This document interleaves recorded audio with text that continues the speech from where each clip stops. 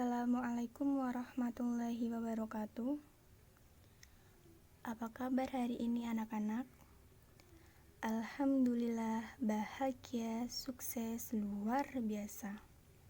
Wah, semangat kalian hari ini benar-benar luar biasa ya. Patut Ibu acungi 2 jempol. Sebelumnya, marilah kita berdoa terlebih dahulu untuk memulai pembelajaran pada hari ini. Berdoa menurut agama dan kepercayaannya masing-masing. Berdoa dimulai.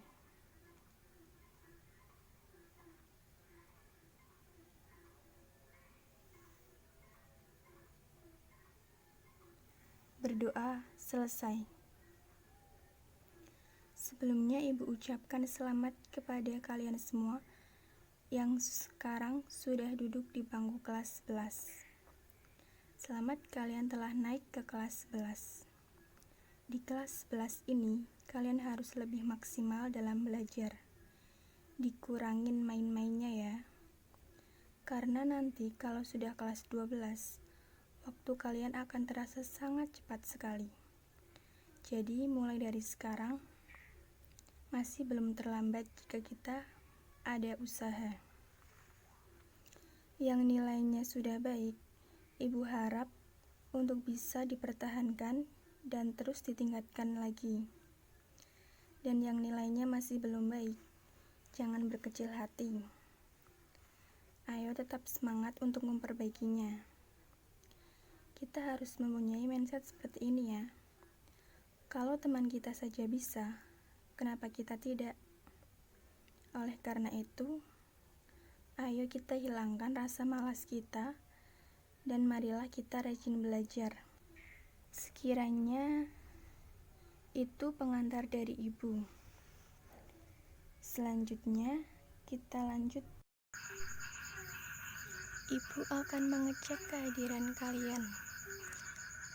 Absen 1 Aditya, hadir Bu. Absen 2 Amanda, hadir Bu. Dan seterusnya sampai absen terakhir. Selanjutnya, kita lanjut pada materi hari ini. Hari ini, Ibu akan membahas tentang apa, ayo? Tentang HAM, Bu. Ya, betul sekali.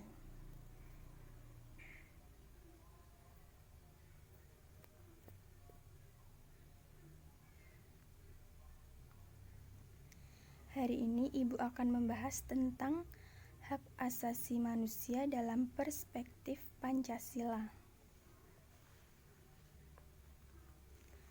Ibu menggunakan metode penyampaian materi dan diskusi bersama. Ibu mempunyai 3 penilaian. Penilaian sikap yaitu melalui keaktifan kalian dalam diskusi. Kemudian penilaian pengetahuan melalui tes tertulis atau ulangan harian. Dan penilaian keterampilan melalui unjuk kerja atau presentasi. Adapun pokok bahasan yang akan Ibu sampaikan dalam materi kali ini yaitu 1.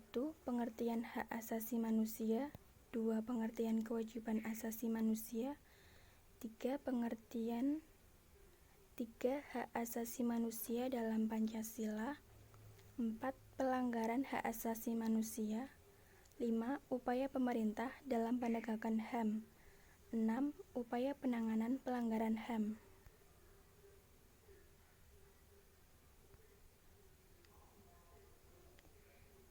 Satu, pengertian hak asasi manusia. Menurut Undang-Undang Republik Indonesia Nomor 39 Tahun 1999, hak asasi manusia adalah seperangkat hak yang melekat pada hakikat dan keberadaan manusia sebagai makhluk Tuhan yang Maha Esa dan merupakan anugerahnya yang wajib dihormati, dijunjung tinggi, dan dilindungi oleh negara, hukum, pemerintah, dan setiap orang demi kehormatan serta perlindungan harkat dan martabat manusia.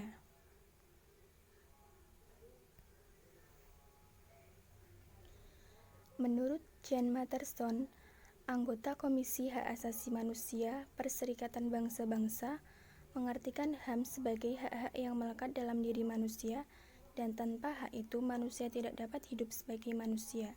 Secara sederhananya, hak asasi manusia itu adalah hak dasar manusia menurut kodratnya.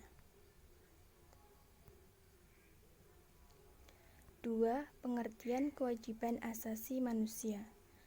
Kewajiban asasi manusia dapat diartikan sebagai kewajiban dasar setiap manusia. Dalam ketentuan pasal 1 ayat 2 Undang-Undang Republik Indonesia Nomor 39 Tahun 1999 tentang Hak Asasi Manusia yang menyatakan kewajiban dasar manusia adalah seperangkat kewajiban yang apabila tidak dilaksanakan, maka tidak memungkinkan terlaksananya dan tegaknya hak asasi manusia. Hak dan kewajiban asasi merupakan dua hal yang saling berkaitan.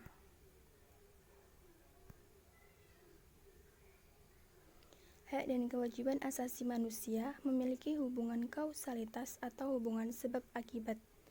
Seseorang mendapatkan haknya dikarenakan dipenuhinya kewajiban yang dimiliki. Misalnya, seseorang pekerja mendapatkan upah setelah dia melaksanakan pekerjaannya yang menjadi kewajibannya. Selain itu, hak yang didapatkan seseorang sebagai akibat dari kewajiban yang dipenuhi oleh orang lain. Misalnya, seorang pelajar mendapatkan ilmu pengetahuan pada mata pelajaran tertentu sebagai salah satu akibat dari dipenuhinya kewajiban oleh guru, yaitu melaksanakan kegiatan pembelajaran.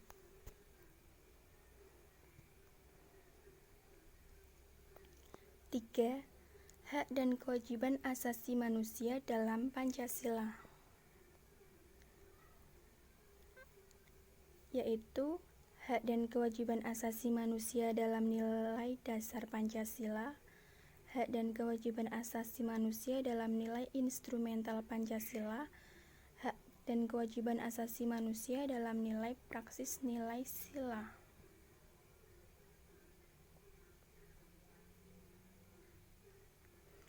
Hak dan kewajiban asasi manusia dalam nilai dasar Pancasila, yaitu nilai dasar berkaitan dengan hakikat kelima sila Pancasila.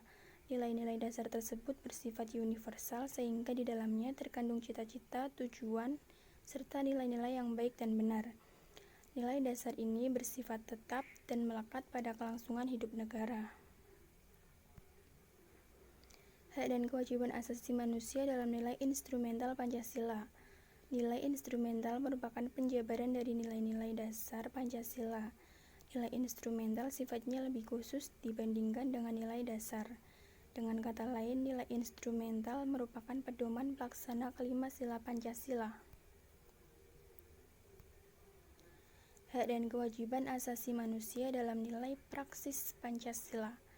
Nilai praksis merupakan realisasi nilai-nilai instrumental suatu pengalaman dalam kehidupan sehari-hari.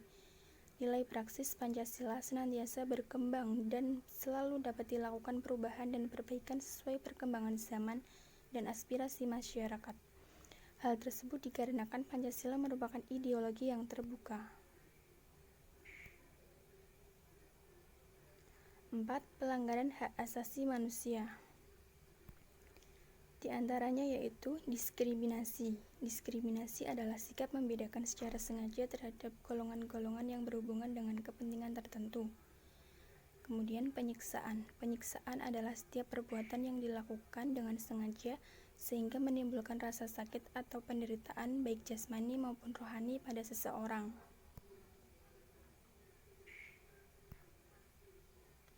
Lima, upaya pemerintah dalam menegakkan HAM, yaitu ada 3. 1. Pembentukan Komisi Nasional Hak Asasi Manusia atau Komnas HAM. 2. Pembentukan Instrumen HAM. 3. Pembentukan Pengadilan HAM. 6. Upaya penanganan pelanggaran HAM.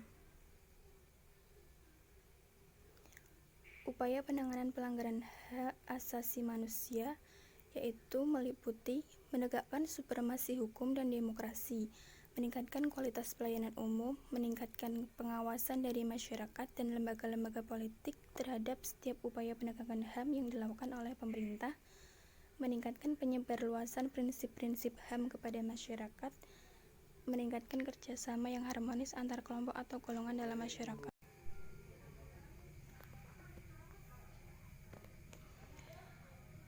2. Membangun harmonisasi hak dan kewajiban asasi manusia. Silahkan bagi anak-anak yang mau bertanya, Ibu persilahkan. Silahkan bertanya sebanyak-banyaknya ya jika belum paham. Saya izin bertanya, Bu. Penyebab terjadinya pelanggaran hak asasi manusia itu apa ya, Bu? Baik, pertanyaannya sangat bagus sekali ya. Jadi, pelanggaran hak asasi manusia itu disebabkan oleh faktor-faktor internal dan faktor eksternal. Faktor internal yaitu faktor yang berasal dari diri pelaku pelanggaran HAM. Di antaranya sebagai berikut: sikap egois atau terlalu mementingkan diri sendiri, rendahnya kesadaran HAM, sikap tidak toleran. Faktor eksternalnya yaitu faktor-faktor dari luar diri manusia yang mendorong seseorang atau sekelompok orang melakukan pelanggaran HAM. Di antaranya sebagai berikut: penyalahgunaan kekuasaan, ketidaktegasan aparat penegak hukum, penyalahgunaan teknologi, kesenjangan sosial dan ekonomi yang tinggi. Apakah ada lagi yang ingin bertanya, anak-anak?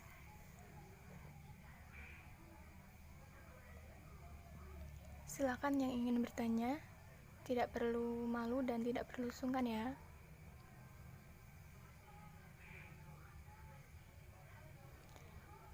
Baiklah, jika tidak ada yang ingin bertanya lagi, kemudian Ibu akan membagi kalian menjadi 6 kelompok. Kebetulan di kelas 11 MIPA 4 ini terdapat 36 siswa, jadi pas sekali ya. Dalam setiap kelompok terdapat 6 orang, dan materi dalam kelompok tersebut masing-masing sesuai urutan pokok bahasan kita hari ini. Misalnya, kelompok 1 mendapatkan materi tentang pengertian hak asasi manusia. Kelompok 2 mendapatkan materi tentang pengertian kewajiban asasi manusia. Kelompok 3 mendapatkan materi tentang hak dan kewajiban asasi manusia dalam Pancasila, dan seterusnya sampai kelompok 6, begitu ya. Silahkan untuk saling berdiskusi dan bertukar informasi. Hasil diskusi cukup ditulis di folio saja ya. Kemudian masing-masing kelompok mempresentasikannya dan kelompok lainnya bisa saling memberikan tanggapannya. Dapat dimengerti? Baik, Bu. Anak-anak, apakah diskusinya sudah selesai? Belum, Bu. Baiklah, tidak apa-apa. Berhubung waktunya sudah selesai, Ibu cukupkan pertemuan hari ini sampai di sini. Pertemuan selanjutnya, Ibu harap semua kelompok sudah siap untuk mempresentasikan hasil diskusinya. Dan pertemuan selanjutnya, Ibu akan memberikan penugasan tertulis. Untuk mengakhiri pembelajaran hari ini, Ibu tutup dengan bacaan Alhamdulillah. Wassalamualaikum warahmatullahi wabarakatuh.